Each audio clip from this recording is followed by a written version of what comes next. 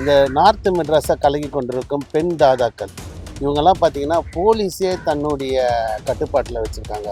Mini wine ஷாப்பை நடத்தக்கூடிய அந்த புஷ்பாவுடைய பேக்ரவுண்ட் எடுத்துட்டாலே டாஸ்மார்க் கடை ஒரு வாரம் முன்னா கூட இவங்க சேல் பண்ணுறாங்க. குறிப்பாக இந்த பெண் தாதாக்கள் இருக்கிறாங்க பாருங்க, ரொம்ப ஒஸ்ட்டு பிஹேவியராக என்ன பண்ணுறாங்க, அவங்களுக்கு தெரியாத ரவுடிஸ் இல்லை.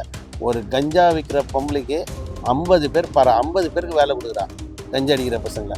இன்னொன்று பார்த்தீங்கன்னா இந்த புஷ்பாவுடைய பொண்ணையே வந்து வெட்டி சாவச்சுக்கிறாங்க. இந்த லேடி புஷ்பான்றவங்க தலைமுறையாக வைக்கிறாங்க. இவங்க மேலே 50 வழக்கு. இப்போ இன்றைக்கி ஜெயிலில் இருக்காங்க.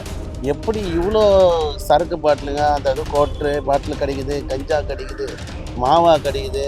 அது இல்லாமல் இன்னொரு ஹைலைட்டு பார்த்தீங்கன்னா 2 இட்லி சைட் டிஷ்டும் கொடுத்துட்டு காலையிலே மீன் குழம்பு வச்சுருக்காங்க, ஒரு பக்கம் கறி குழம்பு வச்சு கொடுக்குறாங்க.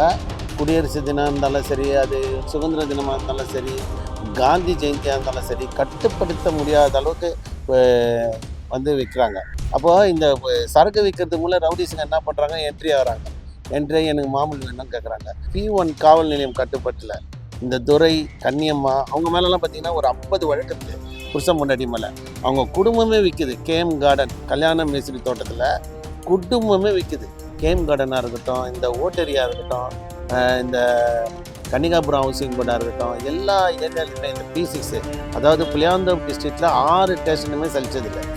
P1 Pulianthope station, P2 Otteri station, P3 கள்ளச்சந்தையில் மது விற்பனை, கஞ்சா, ஊசி, அதுக்கப்புறம் மாத்திரை. இந்த P6 எல்லாம் பார்த்தீங்கன்னா மாத்திரை 10,000 20,000 மாத்திரை வாட்ஸ்அப்லேயே விற்கிறாங்க.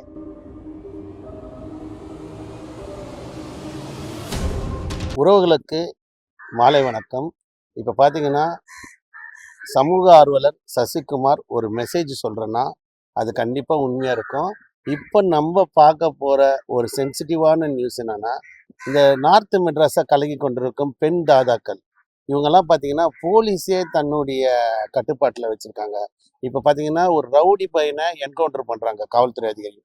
ஆனால் பெண்களை பொறுத்த வரைக்கும் அதிக அளவில் அவங்கள கண்டுக்கிறது இல்லைன்றதான் இப்போ அதுக்கான பதிவு தான் இப்போ நம்ம போடுறோம். இப்போ நார்த் மெட்ராஸே கலக்கி கண்டிருக்காங்க. என்ன பார்த்தீங்கன்னா மினி ஒயின் ஷாப்பே நம்ம புளியாந்தோப் டிஸ்ட்ரிக்டில் பார்த்தீங்கன்னா மினி ஒயின் ஷாப் நடத்துகிறாங்க. மினி ஒயின் ஷாப்பை நடத்தக்கூடிய அந்த புஷ்பாவுடைய பேக்ரவுண்ட் எடுத்துட்டாலே டாஸ்மார்க் கடை ஒரு வாரம் முன்னா கூட இவங்க சேல் பண்ணுறாங்க. அப்போ அந்த அளவுக்கு கொள்முதல் எந்த டாஸ்மார்க்லேருந்து இவங்களுக்கு வெளியில் வருது, எந்த கட்சிக்காரன் இவங்களுக்கு பின்னாடி இருக்கான், எப்படி இவ்வளோ சரக்கு பாட்டிலுங்க, அதாவது கோட்ரு பாட்டில் கிடைக்குது, கஞ்சா கிடைக்குது, மாவா கிடைக்குது. அது இல்லாமல் இன்னொரு ஹைலைட்டு பார்த்தீங்கன்னா 2 இட்லி சைட் டிஷ்டும் கொடுத்துட்டு காலையிலே மீன் குழம்பு வச்சுருக்காங்க, ஒரு பக்கம் கறி குழம்பு வச்சு கொடுக்குறாங்க. குடியரசு தினம் இருந்தாலும் சரி, அது சுதந்திர தினமாக இருந்தாலும் சரி, காந்தி ஜெயந்தியாக இருந்தாலும் சரி, கட்டுப்படுத்த முடியாத அளவுக்கு வந்து விற்கிறாங்க. இப்போ என்னென்னா நம்ம கேட்க வேண்டியது காவல்துறை அதிகாரியை, இந்த நார்த் மெட்ராஸே ஒரு சாபக்கேடா அப்படின்றது தான் கொஸ்டின். தொடர்ந்து இப்போ புளியாந்தோப் டிஸ்ட்ரிக்டில் தமிழகம் முழுவதும் நம்ம சமூக ஆர்வலராக நம்ம புகார் கொடுத்துருக்கோம்.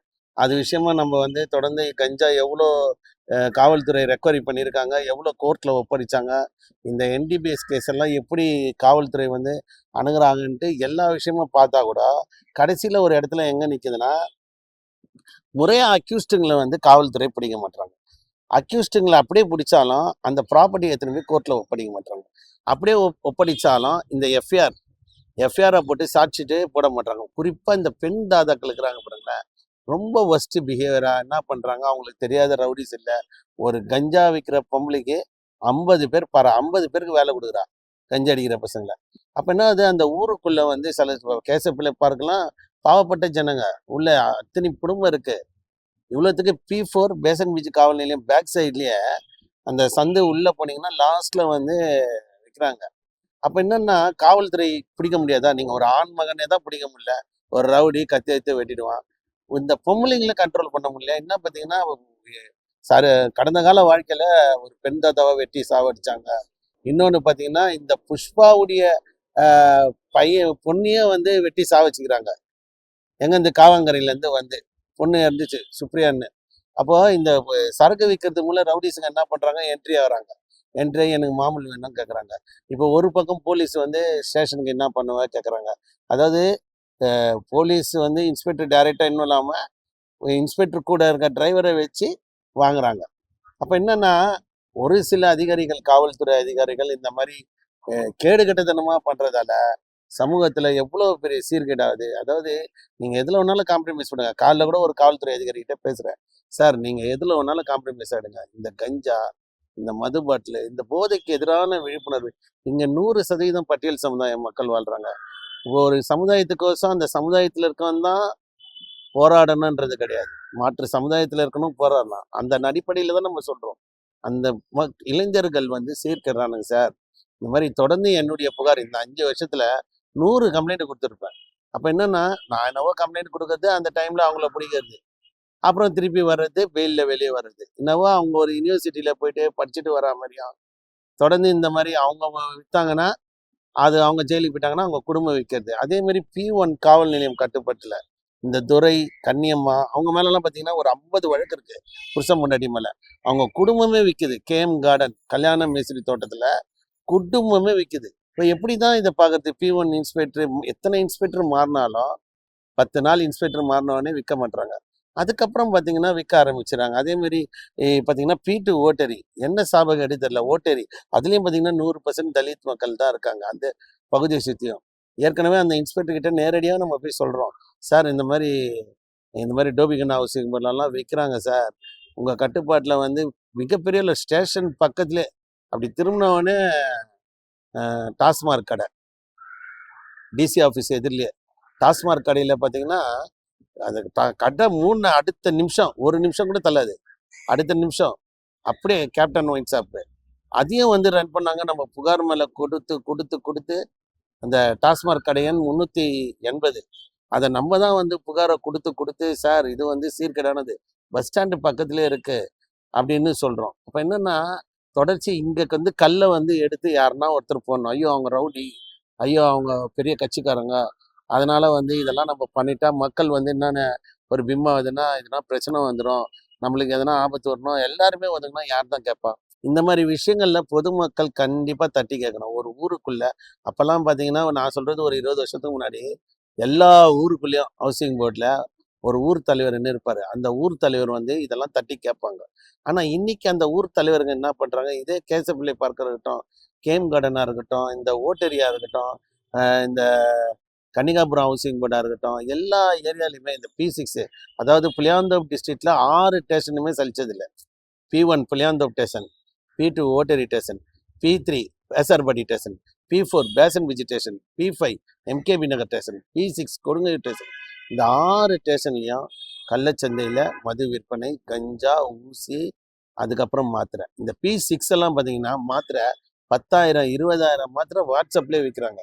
எவ்வளோ பேரை நம்ம பிடிச்சி கொடுத்தாலும் இந்த போதைக்கு எதிரான விழிப்புணர்வு என்பது காவல்துறைக்கு ஒரு கொஸ்டினாக இருக்குது. நீங்கள் புகைப்படம் கூட பாருங்கள், இந்த லேடி புஷ்பன்றவங்க தலைமுறையாக வைக்கிறாங்க. இவங்க மேலே 50 வழக்கு. இப்போ இன்னைக்கு ஜெயிலில் இருக்காங்க. ஒரு 3 நாளைக்கு முன்னாடி ஜெயிலில் பிடிச்சி போட்டிருக்காங்க. இதே வேலழகியும் ஜெயிலில் இருக்காங்க. என்னன்னா யாருன்னா ஒருத்தர் நம்மளை போல ஆளுங்க தொடர்ந்து கம்ப்ளைண்ட் கொடுத்துட்டே இருக்கணும், காவல்துறைக்கு ஒரு நெருக்கடி வரணும், நம்ம வீட்டுக்குள்ள வரதுக்குள்ள கம்ப்ளைண்ட்டை கொடுத்து நியூஸ் வந்து இன்னார் கம்ப்ளைண்ட் போனாங்கன்னு உளவுத்துறை மூலமாகவும் காவல்துறையில ஒரு சில கருப்பாடுகள் மூலமாகவும் போகுது. அது பாருங்க என்ன ஒரு கேவலமான விஷயம். ஒரு புகார் நம்ம கமிஷன் ஆஃபீஸில் கொடுக்குறோம், அதுக்குள்ள ஆனால் உங்கள் புகாரை நான் பார்த்துட்டேன், என்ன இந்த மாதிரி தேவையில்லாத பண்ணி நிற்கிறீங்க அப்படின்ற மாதிரி அவங்க பேசுகிறாங்க.